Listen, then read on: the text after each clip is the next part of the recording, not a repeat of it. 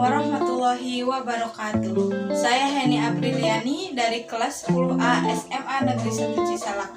Di video ini saya akan mempresentasikan materi yang telah saya pilih dan telah saya pelajari, yaitu materi tentang kingdom fungi atau jamur.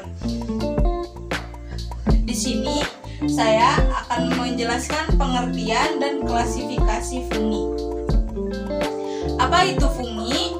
Fungi atau jamur adalah organisme eukariotik yang memiliki dinding sel namun tidak memiliki klorofil. Jadi, fungi tidak termasuk tumbuhan, tetapi sebagian karakteristik fungi dapat menyerupai tumbuhan dan hewan. Dan karena jenisnya yang banyak dan sifatnya yang unik, maka fungi dikelompokkan dalam kingdomnya tersendiri. Setelahnya kita akan membahas klasifikasi fungi. Klasifikasi fungi dibagi menjadi 4, yaitu Zygomicota, Ascomycota, Basidiomycota, dan Deuteromycota. Yuk kita bahas satu-satu. Yang pertama ada Zygomicota. Zygomicota merupakan jamur yang ciri-cirinya sebagai berikut. 1. Hifanya tidak bersekat. Nah, berbeda dari jamur-jamur yang lain, Zygomicota ini tidak memiliki sekat dalam hifanya. Hifa yang tidak memiliki sekat atau septa bisa dibilang hifa senositik. Yang kedua ada bersifat saprofit dan parasit. Yang ketiga, tubuhnya uniseluler dan multiseluler.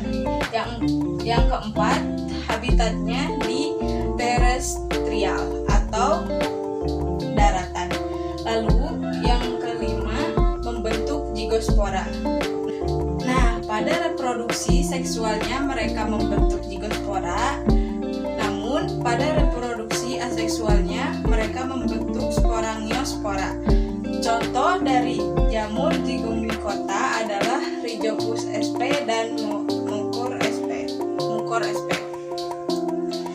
Rhizopus sp sering kita kenal dalam pembuatan tempe dan Mucor sp dalam saprofit pada roti.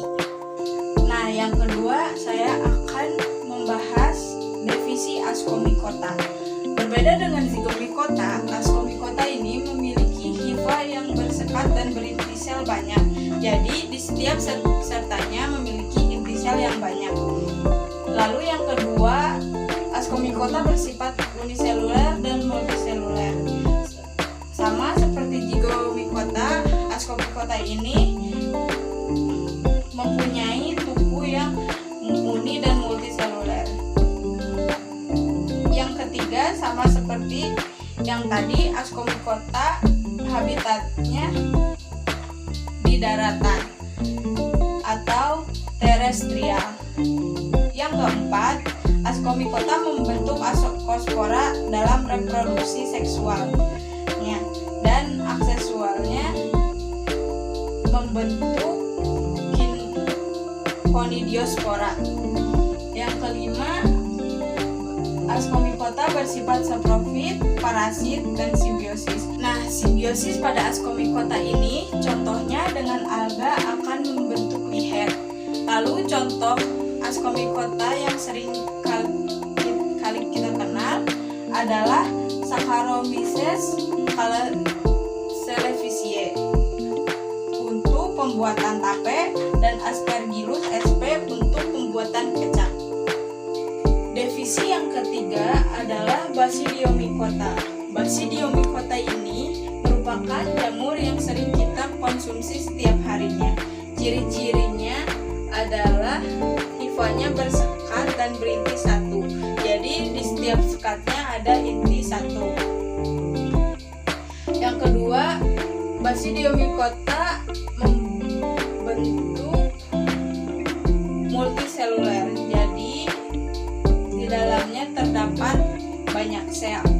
Dan yang ketiga, sama seperti Zygomicota dan Ascomycota, Basidiomycota juga habitatnya di daratan atau terestrial. Yang keempat, membentuk Basidiospora untuk reproduksi seksualnya, dan untuk reproduksi aseksualnya membentuk Conidiospora. Lalu yang kelima, mereka bersifat saprofit. Mereka menguraikan tumbuhan yang telah mati untuk menjadi nutrisi bagi tubuhnya.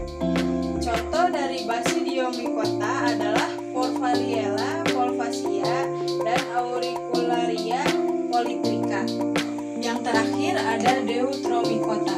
Divisi jamur satu ini yang pertama memiliki hifa yang bersekat, yang kedua bersifat uniseluler atau memiliki satu sel, yang ketiga habitatnya di daratan atau terestrial sama seperti jamur-jamur sebelumnya, dan yang keempat bersifat saprofit, menguraikan, dan parasit menempel pada inang.